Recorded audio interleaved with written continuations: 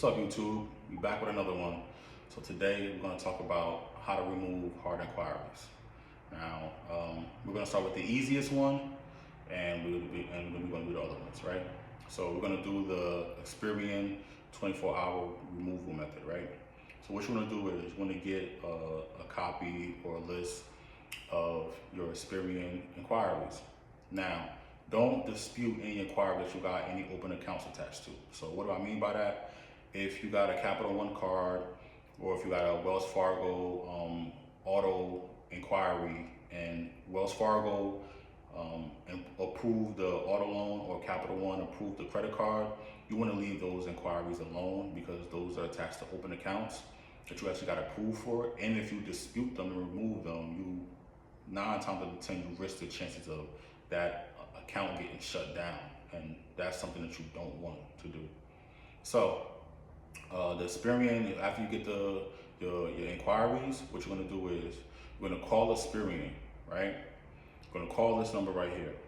Then you're going to ask to be transferred to the fraud department. If they try to say, oh, hey, what's your name? Yeah, let's get started by, what's your first name, last name? Like, listen, I want to verify my information with the fraud department. They're going to ask you, do you want to put a fraud alert on it? No, not at this time. Thank you. And then they're going to transfer you. Once you hear such and such, this is specialist, that's the person who you want to talk to. So you're going to go through, you're going to verify your information with them.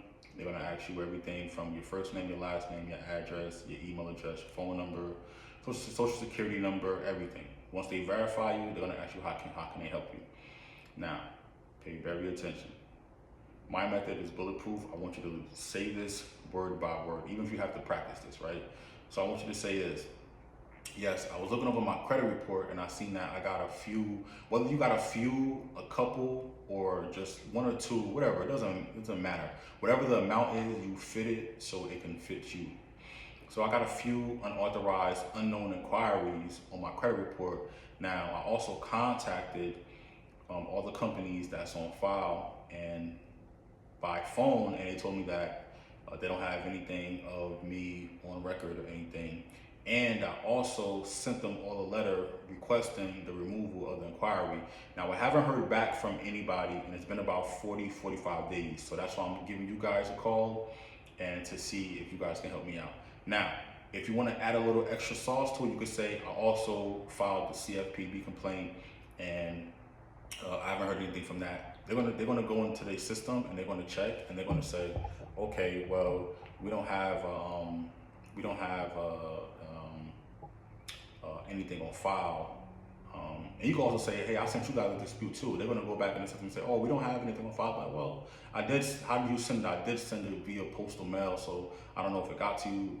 Sometimes the mailing system can be late or whatever, or delayed. Now, they're gonna say, okay, which inquiries are you talking about? And you're gonna list the name of the inquiry and then the date also. And then they're gonna look it up. They're gonna mark it as deleted on theirs. Then they're gonna say, okay, what's next?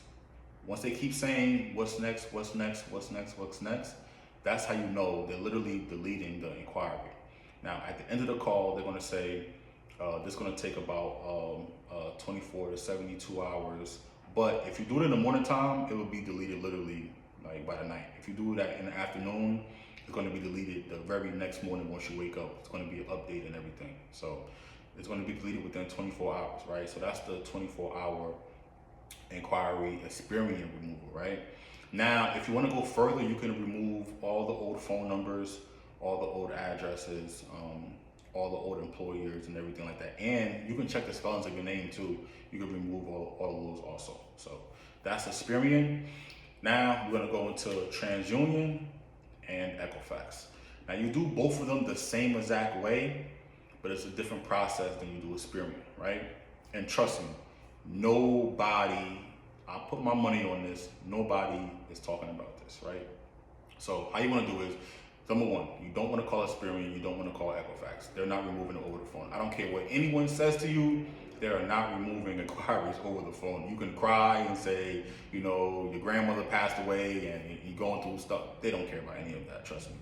So what you want to do is, right, you want to write a simple inquiry removal letter. right? You're gonna like put, write like you're writing a dispute letter, and you're gonna put, I recently reviewed my credit report and I see that there's a few unauthorized, unknown inquiries on my credit report. I did not request these inquiries or any services from these companies that are reporting the inquiry on my credit report.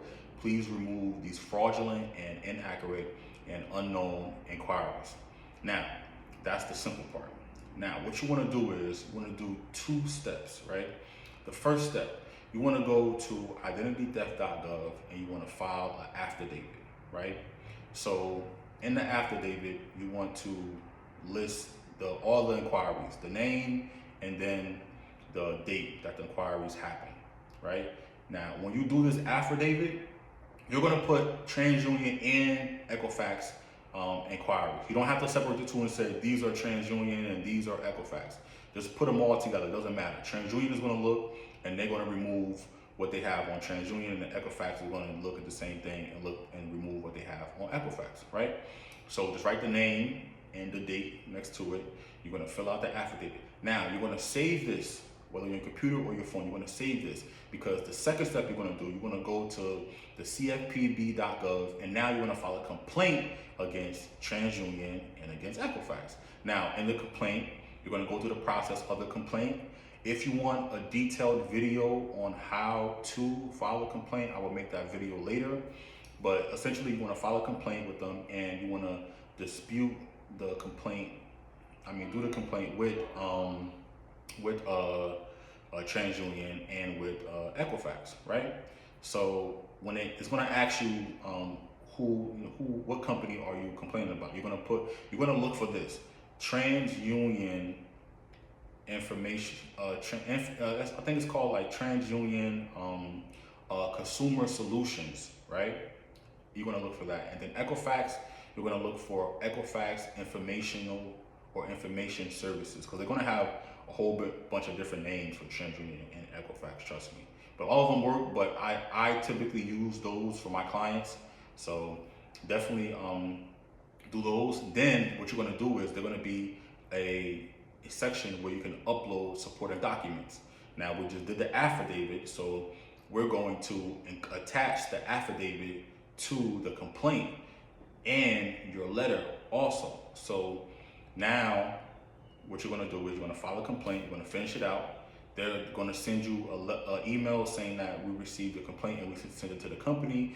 Then when the company responds initially, because they have up to 14 days to respond initially, they're gonna respond. But trust me, TransUnion and Equifax, they're gonna look at the complaint and they're gonna remove the inquiries within 14 days. If it doesn't work within 14 days, trust me, it's gonna work within the 20 days, 21 days, 25 days. It's gonna work in less than 30 days, no matter what. But typically, they're gonna remove everything within 14 days. So that's how you remove inquiries from all 3 credit bureaus. Listen, if you're having trouble or you need some additional help, put it in the comment section. I put all my contact information in the description too. You could contact me TikTok, or you could contact me on Instagram, or you can just send a simple comment and I'll reply, and I can definitely help you out. I can do it for you if you need some assistance. If you need some other type of assistance with credit repair also, I also can assist you guys with that too. So make sure you guys like and subscribe to the channel, because there's a lot of gems, there's a lot of tips, there's a lot of hacks